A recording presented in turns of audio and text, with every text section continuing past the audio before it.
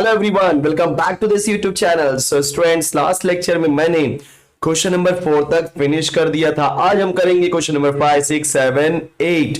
अब बोलोगे सर 5, 6, 7, 8 बोल रहे तो 5 कहां पे है? तो यस, थोड़ा फाइल लेंदी है। एक्चुअली आपको एक चीज बता देना चाहता हूं कि ऑलरेडी ये पूरा मैंने लेक्चर बना दिया था, बट मेरा सिस्टम क्रैश हो गया लैग होने की वजह से।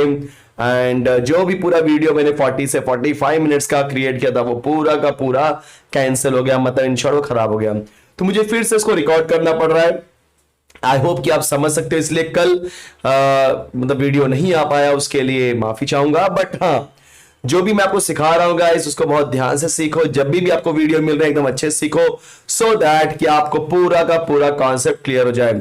चलो without wasting time let's get started. So एक चीज और आपको बता देना चाहता हूं इसके अंदर कि आज के जितने भी कॉन्सेप्ट हैं वो बहुत ज्यादा इंपॉर्टेंट है। मतलब जो भी 3-4 क्वेश्चन कराने वाला हूं, क्योंकि उसके अंदर आपको आइडिया मिलेगा एग्जैक्टली किस टाइप के क्वेश्चन मतलब एग्जाम में आते हैं। क्योंकि मैक्सिमम लोग एग्जामिनर जो होता है, जो पेपर सेट करता है, वो इसी टाइप के क्वेश्चन ज्यादा सेलेक्ट करता है। तो गाइस, उस चीज को ध्यान में रखते हुए मैंने सोचा चलो ठीक है हम लोग फिनिश करते हैं। सो क्वेश्चन यहाँ पे क्या बोला जरा देख लो सब लोग।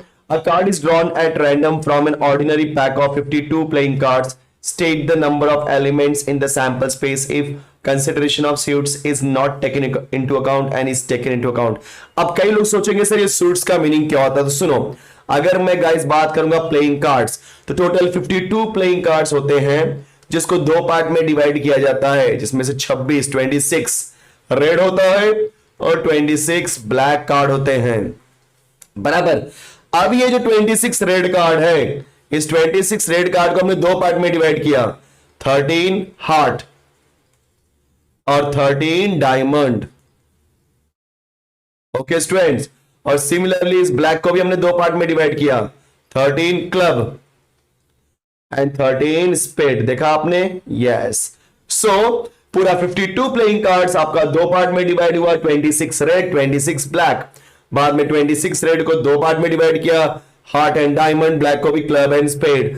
गाइस अगर आपने ध्यान दिया, जिन लोगों को भी प्लेइंग कार्ड्स के बारे में, ताश के पत्ते, यार ताश के पत्ते जो खेले जाते हैं, यस, और ताश के पत्तों का यूज करके कई लोग जादू भी दिखाते हैं, मैजिक।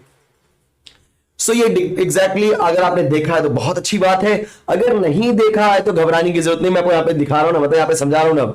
सो हार्ट मतलब इस तरीके से होता है, डायमंड का शेप लगभग इस तरीके का स्ट्रक्चर होता है, क्लब आपका देखेंगे तो बच्चों ये एक क्लब का स्ट्रक्चर है, और ये आपका जो स्पेड आपने सुना होगा ना, हुकुम, यस। सो हुकुम वाला मतलब ऐसा इस तरीके से होता है, ठीक है। सो ये लगभग हमारे पास सारे कार्ड्स का पूरा ब्यौरा दे दिया गया है। अब ये जो आपका हार्ट, डायमंड और क्लब एंड स्पेड है, उसको हम बोलते हैं सूट्स। क्या बोलते हैं? सूट्स या सूट्स, जो भी आप बोलो।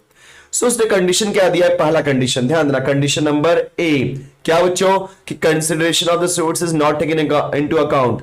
सो यहां पे पहले बोलता हूं मैं कि a card is drawn at random. A card is drawn at random मतलब एक कार्ड निकाल रहे हैं। A card is drawn at random. So हम सिर्फ और सिर्फ बच्चों एक कार्ड निकाल रहे हैं। अब उस एक कार्ड निकालने के लिए पहला कंडीशन दिया है कि कंसिडरेशन, मतलब मुझे कंसीडर करना नहीं है सूट्स को, तो consideration of suits is not taken into account. तो मतलब ये होता है कि सूट्स को ध्यान मत दो, आपके पास 52 प्लेइंग कार्ड से कोई भी कार्ड निकालो। ऐसा उसने नहीं बोला है कि जो एक कार्ड निकाल रहे हो स्पेड होना चाहिए, या हार्ट होना चाहिए, या डायमंड होना चाहिए, या क्लब होना चाहिए। ऐसा बोला है क्या? नहीं बोला है बच्चों। अगर नहीं बोला है तो कोई भी रैंडमली एक कार्ड निकाल दो।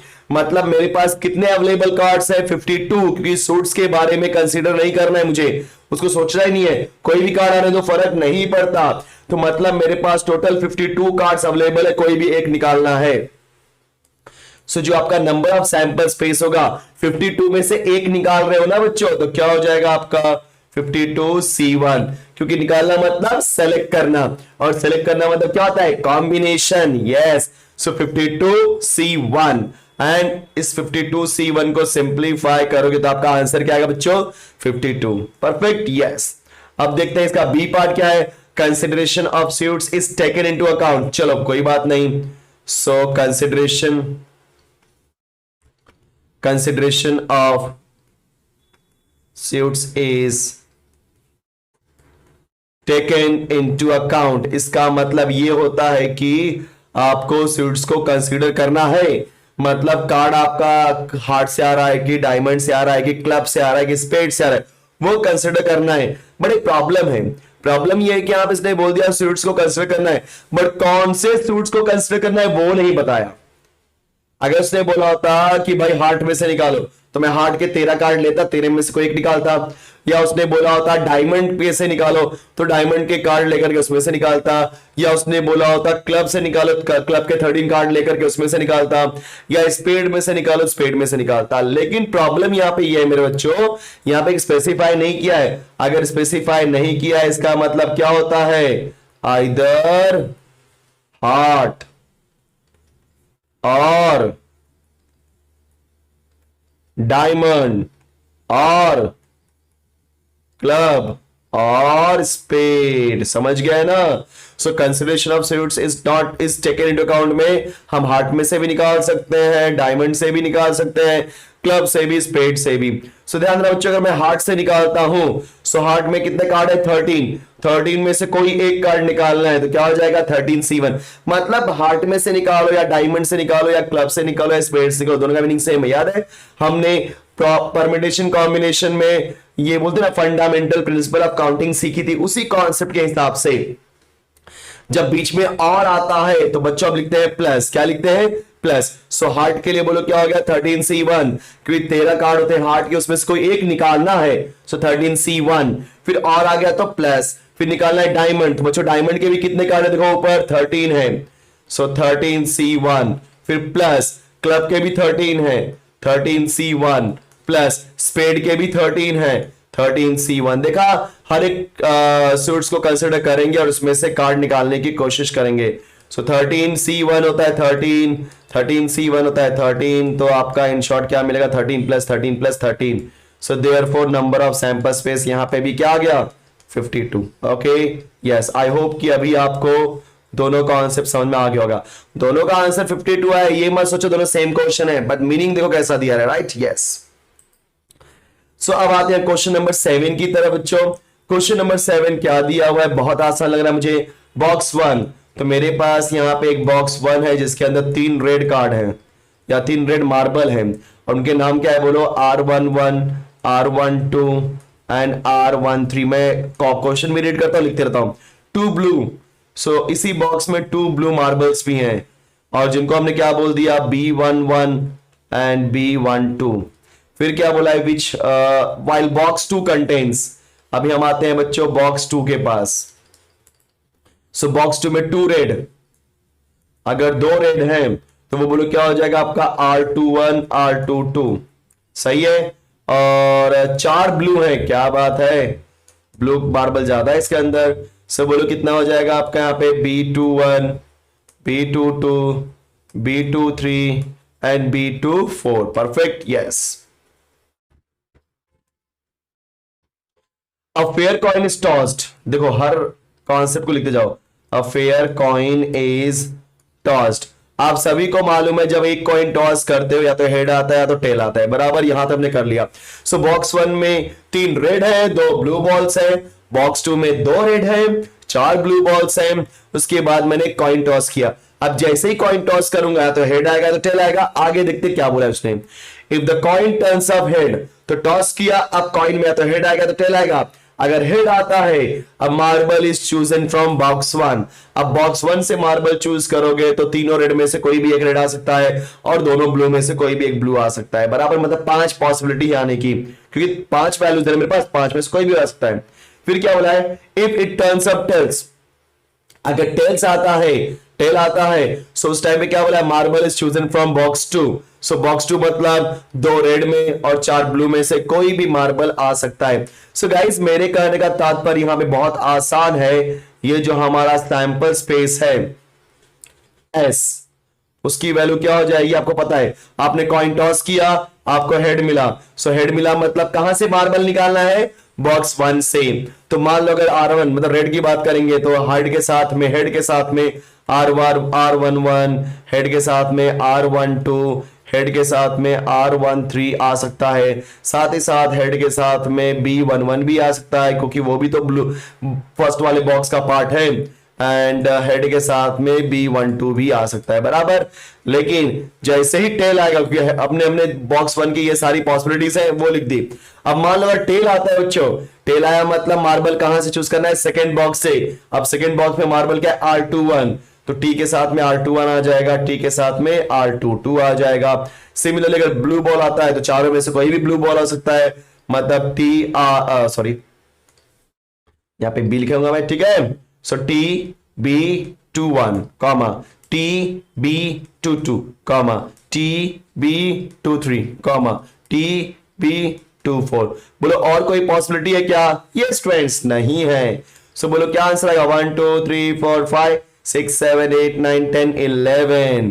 So total number of sample space क्या है, बोलो 11। देखा आसान क्वेश्चन था ना, यस। चलो फिर अगर आसान है तो अगले क्वेश्चन की तरफ बढ़ी जाते हैं। अरे वाह, question number 8। So consider an experiment of drawing 2 cards at random from the bag।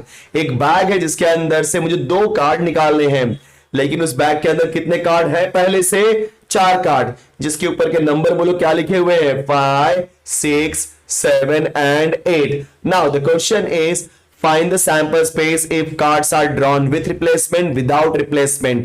कोई बात नहीं बच्चों, देखो मैं कैसे करूंगा। नंबर्स आर, आपके नंबर क्या है, 5 6 7 and 8।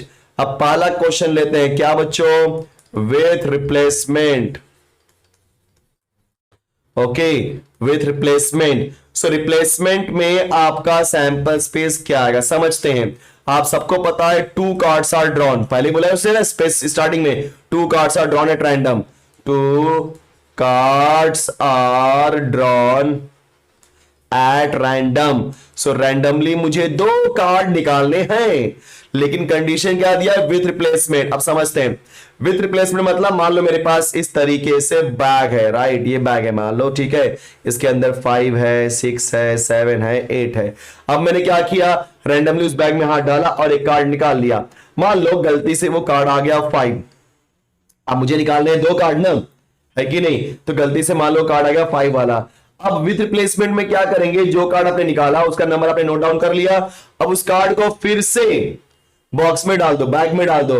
तो जैसे ही बैग में डालोगे फिर से हमारे पास कितने नंबर हो जाएंगे, 5 6 7 8। मतलब अब मेरे बैग के अंदर कितने नंबर है, 4 नंबर। पहले भी 4 थे, जब आपने निकाला 3 हो चुके थे।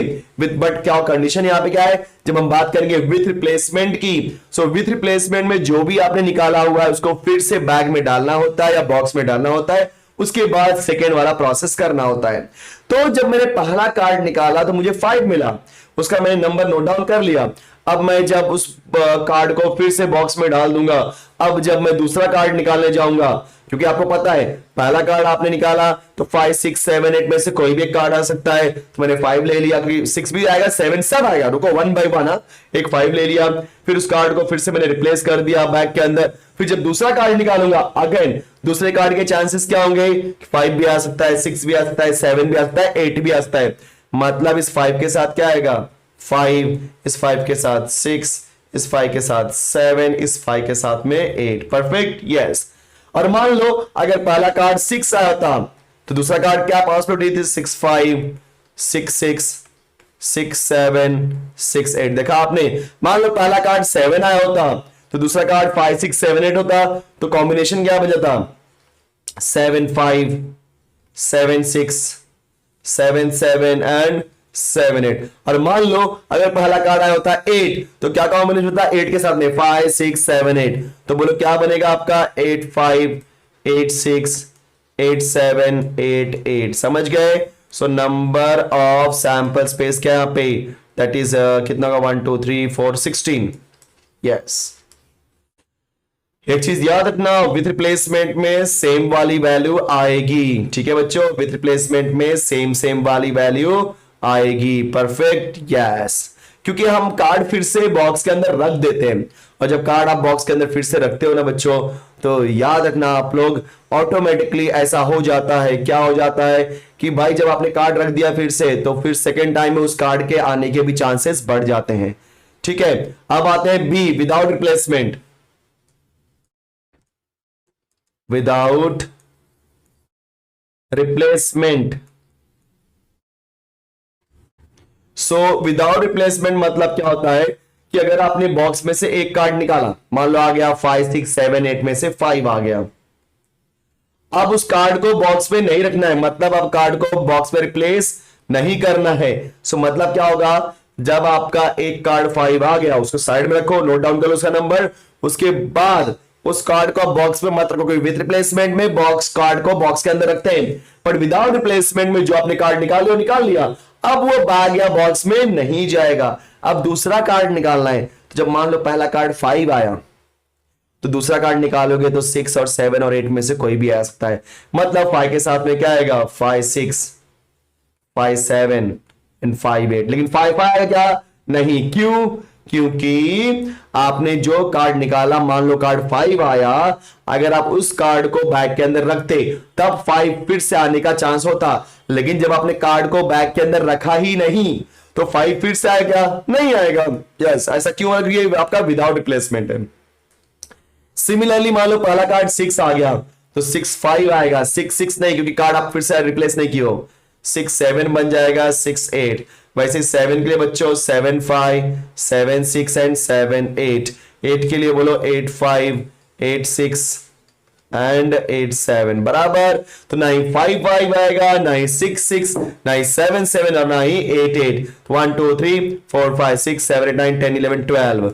सो गाइज यहाँ पे नंबर ऑफ सैंपल स्पेस मुझे क्या मिल गया, 12। देखा, आसान क्वेश्चन, परफेक्ट ना, यस। चलो एक लास्ट क्वेश्चन है गोइस हमारा, जो हमारा क्वेश्चन नंबर 5 था। सो चलो मूव करते हैं क्वेश्चन नंबर 5 की तरफ। अभी क्वेश्चन नंबर 5 क्या दिया है, 2 dice are thrown, right favourable outcomes for the following events. Okay, so question के अंदर 2 डाइस आर थ्रोन, तो मैं नहीं चाहूंगा आपका टाइम वेस्ट हो, तो मैं फटाफट 2 डाइस आर थ्रोन के लिए जो आपका सैंपल स्पेस याद है बच्चों, 1 1, यस, वो मैं फटाफट लिख डालता हूं। सो गाइस देखा आपने, मैंने फटाफट 2 डाइस आर थ्रोन के लिए जो सैंपल स्पेस होता है 1 1 1 2 1 3 1 4 1 5 1 6 2 1 2 2 2 3 2 4 2 5 2 6 3 1 से 3 6 4 1 से 4 6 5 1 से 5 6 एंड 6 1 से 6 6। अगर आप देखोगे तो यहाँ पे जो आपका नंबर ऑफ सैंपल स्पेस होगा वो आपको पता ही है कि 36 होगा। अब पहला क्वेश्चन यहाँ पे क्या बोलता है बच्चों, क्वेश्चन नंबर ए। ओके, सो ए के अंदर एक इवेंट है जिसका नाम है पी। क्या बोला है, sum of the numbers on the 2 dice is divisible by 3 और 4। तो मैं लिखता हूं यहां पे sum of the numbers on 2 dice is divisible by 3 और 4। समझते हैं इसको। सो स्टूडेंट्स, इसने यहां पे क्या बोला है कि आपको जो भी नंबर देख रहे हो, क्योंकि आपको पता है 1 1 1 2 1 3 हर केस में 2 नंबर है, तो उनका सम करो, उनका एडिशन निकालो, और एडिशन निकालने के बाद देखो कि जो भी नंबर आ रहा है वो 3 से डिवाइड हो रहा है या 4 से डिवाइड हो रहा है। 3 से डिवाइड है तो भी ले लेंगे, 4 से डिवाइड हुआ तो भी ले लेंगे। ऐसा क्यों, क्योंकि यहाँ पे बीच में और दिया है, आइदर 3 और 4। बट सोचो अगर यहां पे दिया होता एंड 3 एंड 4, मतलब जो भी नंबर होगा अगर वो 3 और 4 दोनों से डिवाइड हो रहा है तो ही उसको हम एज आउटपुट कंसिडर करते, नहीं तो नहीं। बट हमारे क्वेश्चन में क्या दिया बच्चों, और। सो और होने की वजह से 3 से डिवाइड हुआ तो भी ले लेंगे, 4 से डिवाइड हुआ तो भी ले लेंगे। चलो फटाफट चेक करते हैं। So 1 1 1 plus 1 2, no 1 2 1 plus 2 3, yes 3 is divisible by 3। So 1 2 हम ले सकते हैं। फिर 1 3 4 होता है, वो भी ले लेंगे क्योंकि 4 आपका 4 से डिवाइड होता है। 1 4 कितना होता है, 5, नहीं लेंगे। 1 5 तो 1 प्लस 5 इज 6, यस 6 से डिविजिबल बाय, यस। सो 1 5 1 6 नहीं, राइट। तो हर रो में चेक करते जाओ। 1 6 7 होता है ना इसके लिए। 2 1 3 2 2 4 देन 2 3 5 नहीं लेंगे। 2 4 6 इसको भी ले लेंगे। 2 4 2 5 7 2 6 8, यस चलेगा। 3 में आते हैं, 3 प्लस 1 4, यस 3 1 लेना पड़ेगा उसको। 3 2 5 नहीं, 3 3 6, 3 3 देखा आपने, समझ में आ रहा कि नहीं, यस। 3 4 7 नहीं, 3 5 8 होता है, ले लो इसको। 3 5 हो गया, 3 5 ना। 3 6 9 divisible by 3, yes 3 6। Then 4,1 is 5, नहीं 4 2 6 होता है, परफेक्ट। देखा आप सब चेक करते हो आंसर आ जाएगा। 4 3 7, नहीं 4 4 8 जो कि 4 से डिवाइड होता है, यस 4 4 हो गया। 4 5 9 वो भी ले लेंगे क्योंकि 4,5 9 होता है और 9 इज डिविजिबल बाय 3। देन हमारे पास 5 1 में आते हैं तो 5 4 6 तो 10 हो गया ना, उसको लेने की जरूरत नहीं है, यस। सो 4 का काम खत्म। 5 में 5 प्लस 1 6, तो 5,1 लेना पड़ेगा। 5 2 7, 5 प्लस 3 इज 8, तो 5,3 भी लेना पड़ेगा बच्चों। देन 5,4 इज 9, तो 5,4 ले लो। 5,5 10, 5,6 11 नहीं लेना पड़ेगा। 6 प्लस 1 7, 6 प्लस 2 8 ले लो भाई। 6,3 9 वो भी लेना पड़ेगा हमें, ठीक है। 6 प्लस 4 10, नहीं 6 5 11, नहीं 6 plus 6 12, yes 12 is divisible by 3 and 4, है कि नहीं, दोनों होता है। तो उसको दो बार मत लेना, एक ही बार लेना, यस। काउंट करो 1 2 3 4 5 6 7 8 9 10 11 12 13 14 15 16 17 18 19 20। सो नंबर ऑफ पी की वैल्यू मुझे क्या मिली बच्चों, 20, परफेक्ट, यस। सो अपना फर्स्ट पार्ट हो गया। Second Q, sum of the number of the two dice is 7, मतलब यहां पे बी पार्ट क्या दिया है कि सम इज 7, तो सम इज 7 के लिए मतलब ऐड करने पे 7 आना चाहिए। तो आपको पता है 1 फर्स्ट रो में क्या है, 1 1 1 2 1 3 1 4 1 5 1 6 1 6 7, तो 1,6, परफेक्ट, यस। फिर बोलो 2 1 2 2 2 3 2 4 2 5 2 5 7, यस 2 5। फिर 3 1 3 2 3 4 4 1 4 2 4 3, क्या बात है, 4,3 दैट इज 4 प्लस 3 7। फिर 5 वाले में 5,2, 6 वाले में 6,1, क्योंकि यस और कोई नंबर पे 7 नहीं आएगा। देखो कितना आसान लग रहा है। नंबर ऑफ क्यू क्या हो जाएगा, 1 2 3 4 5 6, सो नंबर ऑफ क्यू की वैल्यू क्या हो जाएगी यहाँ पे 6, परफेक्ट। अब ले लेते हैं सी। सी यहाँ पे क्या बोला बच्चों हमको, लास्ट क्वेश्चन है, sum of the numbers on the two dice is prime number, yes. तो यहाँ पे क्या बोला है पी क्यू आर में, सम इज प्राइम नंबर। तो आपको पता है जो प्राइम नंबर्स होते हैं वो हमेशा स्टार्ट होते हैं 2 से, तो 2 इज अ प्राइम नंबर, मतलब ऐड करने पे 2 आना चाहिए, 3 आना चाहिए, 5 आना चाहिए, 7 आना चाहिए और 11, बराबर। So guys these are the prime numbers. अब क्वेश्चन के हिसाब से मैं बार बार टेबल पे नहीं आऊंगा, आप टेबल देख के करो, लेकिन मैं यहाँ पे मैं समझ गया हूं कैसे करना है इसको। तो पहले 2 के लिए बात करते हैं। 2 कैसे आएगा, 1 प्लस 1, यस, तो 1,1। फिर 3 कैसे आएगा, एक तो आ जाएगा 1,2 से और एक तो आ जाएगा 2,1 से। देखो आप जब मेरे जैसा सोचोगे तो ऑटोमेटिकली आपको आएगा। 5 कैसे आएगा बच्चों, 1,4 से, फिर 2,3 से, 3,2 से एंड लास्ट वन इज 4,1 से, बराबर। 7 कैसे आएगा, 1,6, क्योंकि 1,6 बराबर। देन 2,5 से आ जाएगा। 3 वाले में 3 प्लस 4 होता है इसलिए 3,4, 4 वाले में 4 प्लस 3 होता है इसलिए 4,3, राइट। देन 5,2 7 हो जाता है। देन 6,1, तो 7 का भी हो गया। अब 11 कैसा है बच्चों, 5,6 और 6,5, परफेक्ट। देखो जब आप बार बार प्रैक्टिस करोगे तो मेरी तरह आप भी फटाफट करोगे, राइट। चलो 1 2 3 4 5 6 7 8 9 10 11 12 13 14 15।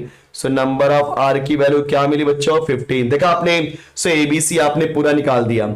अब आगे क्या बोला है, also check whether, first part, even P and Q are mutually exclusive and mutually exhaustive and even Q and R are mutually exclusive mutually exhaustive। चलो ठीक है, तो पहले हमको बात करना है P और Q ये एक्सक्लूसिव और एक्सॉस्टिव है कि नहीं वो बताना है। तो उसके लिए मैं क्या करूंगा, ध्यान देना, सबसे पहले मैं फर्स्ट पार्ट यहां करता हूं। पहले मैं निकालता हूं P इंटरसेक्शन Q, क्योंकि एक्सक्लूसिव के लिए इंटरसेक्शन, राइट। एंड यहीं पे सेकेंड पार्ट निकाल, इसी का सेकेंड पार्ट मतलब कैसा, P एंड Q मतलब यूनियन, P यूनियन Q। तो गाइस मुझे क्या चेक करना है कि P इंटरसेक्शन Q में कोई एलिमेंट आ रहा है कि नहीं आ रहा है, क्योंकि रूल के हिसाब से अगर आपको याद होगा कोई भी इवेंट म्यूचुअली एक्सक्लूसिव कब होता है, जब उसका इंटरसेक्शन नल सेट होता है, तो हम क्या बोलेंगे, एक्सक्लूसिव। क्या बोल देंगे हम लोग बच्चों, एक्सक्लूसिव। और एग्जॉस्टिव में कब बोलते हैं, जब हम लोग किसी भी इवेंट का यूनियन निकालते हैं और आ जाए सैंपल स्पेस के इक्वल। समझ गए, बस ये दो चीज याद रखो। देखते हैं फाई आता है कि नहीं, देखते हैं यहाँ पे सैंपल स्पेस आता है कि नहीं। अगर फाई आ गया इक्वल, मतलब P इंटरसेक्शन Q में अगर मैंने इंटरसेक्शन निकाला और इक्वल टू 5 आ गया, इक्वल टू 5 मतलब नल सेट, मतलब कोई भी कॉमन एलिमेंट नहीं है, तो मैं डायरेक्टली बोल दूंगा yes it is mutually exclusive, otherwise not mutually exclusive, है कि नहीं? यस। सो P इंटरसेक्शन Q, देखते कुछ कॉमन एलिमेंट है क्या? सो 1 2 1 3 1 5 और यहाँ पे 1 6 है, नहीं कॉमन नहीं है।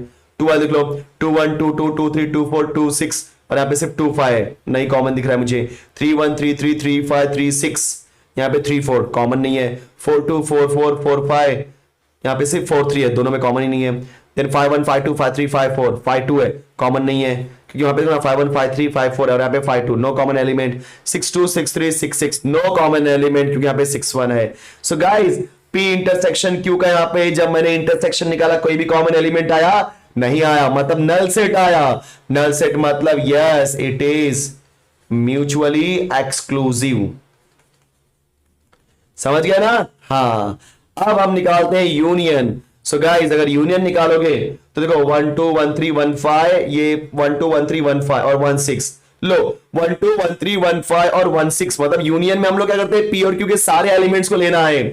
सो 1 2 आ रहा है, 1 3 आ रहा है, 1 5 आ रहा है, 1 6 आ रहा है, व्हाट अबाउट 1 1 एंड 1 4 आ रहा है क्या? नहीं, आगे चेक ही मत करो।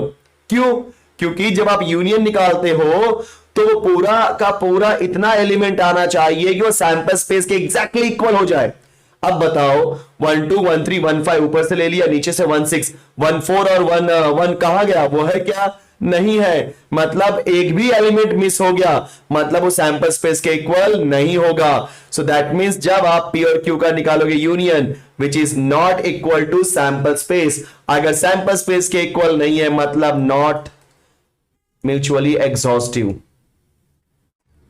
ठीक है बच्चों, आई थिंक समझ में आ गया होगा, राइट? सो कंफ्यूज होने की थोड़ी भी जरूरत नहीं है। Exhaustive, yes. सो करना क्या है यहां पे? चेक करना है कि इसके अंदर मतलब P यूनियन Q निकालो और देखो कि सारा का सारा सैंपल स्पेस आता है कि नहीं। तो मैंने यहां पे पहले एलिमेंट से चेक कर लिया कि वहां पे 1 1 भी नहीं है और यहां पे भी 1 1 नहीं है, मतलब P और Q दोनों में 1 1 नहीं है। अगर दोनों में 1 1 नहीं है बच्चों, इसका मतलब ये होता है कि एक एलिमेंट तो मिस हो गया, भले ही पूरे 35 एलिमेंट्स आ जाए, बट इस एक एलिमेंट की वजह से, क्योंकि सारे के सारे एलिमेंट इस यूनियन में आने चाहिए तभी वो सैंपल स्पेस के इक्वल होगा, और जब वो सैंपल स्पेस के इक्वल होगा तभी मैं बोल सकता हूं yes it is mutually exhaustive. But यहां पे ऐसा हो रहा है क्या? No students, not. सो हम क्या बोलेंगे? It is not a mutually exhaustive. ठीक है, परफेक्ट। इसी तरीके से सेकेंड क्वेश्चन में क्या बोला है, अगर ऊपर देख लेते हैं हम लोग कि Q and R are mutually exclusive exhaustive, तो देख लेते हैं। सो Q इंटरसेक्शन R देखते हैं नल सेट आता है कि नहीं, और Q यूनियन R भी देखते हैं सैंपल स्पेस आता है कि नहीं। तो Q और R में देख रहा हूं तो Q और R में 1 6 2 5 3 4 1 6 2 1 6 देन 2 5, देखो ना सब लोग 1 6 1 6 2 5 2 5 3 4 3 4 4 3, अरे लो 5 2 6 1, कितने 6 एलिमेंट्स कॉमन हो गए, मतलब इंटरसेक्शन आना चाहिए था नल सेट, मतलब कोई कॉमन एलिमेंट नहीं आना चाहिए था बट आ गया, मतलब ये आपका म्यूचुअली एक्सक्लूसिव नहीं है, क्योंकि इंटरसेक्शन में कोई भी एलिमेंट नहीं आना चाहिए तभी वो म्यूचुअली एक्सक्लूसिव होता है। बट यहां पे तो एलिमेंट आ गए ना, याद है ना 1 6 2 5 3 4 4 3, yes. So it is what? Not mutually exclusive. I think सबको समझ में आ रहा होगा, इतना मैं समझ के चल रहा हूं। एंड कोई भी डाउट हो गाइस आप कमेंट में कमेंट करके पूछ सकते हो, ठीक है। So Q and R are not mutually exclusive events. अब निकालते हैं यूनियन। यूनियन में देखने से ही मालूम पड़ता है बच्चों, पहली वैल्यू 1 1 1 2 1 6, बस 1 के केस में 1 1 है, 1 2 है, 1 6 है। What about 1 3 1 4 1 5? नहीं है ना, मतलब सैंपल स्पेस के इक्वल नहीं आने वाला है, मतलब yes it is not equal to 5 और यहां पे भी नॉट इक्वल टू S। इसका मतलब क्या होगा? Not mutually exhaustive. समझ गए सब लोग? यस। सो पी क्यू में हमारा पी क्यू का इंटरसेक्शन निकाला तो कोई भी एलिमेंट कॉमन नहीं निकला तो म्यूचुअली एक्सक्लूसिव हो गया, which is equal to null set. But जब यूनियन निकाला सैंपल स्पेस के इक्वल नहीं आया, therefore it is not a mutually exclusive. इसी तरीके से Q R. So guys I hope कि आपको ये पूरा क्वेश्चन समझ में आ गया होगा। सो यहां पे हमने फर्स्ट एक्सरसाइज फिनिश कर दिया। सो मैं ज्यादा टाइम वेस्ट नहीं करूंगा, आप फटाफट वीडियो को लाइक कर दो, शेयर कर दो एंड सब्सक्राइब कर दो। So guys thank you so much for watching this video. मिलते हैं नेक्स्ट लेक्चर में। Thank you so much, bye bye.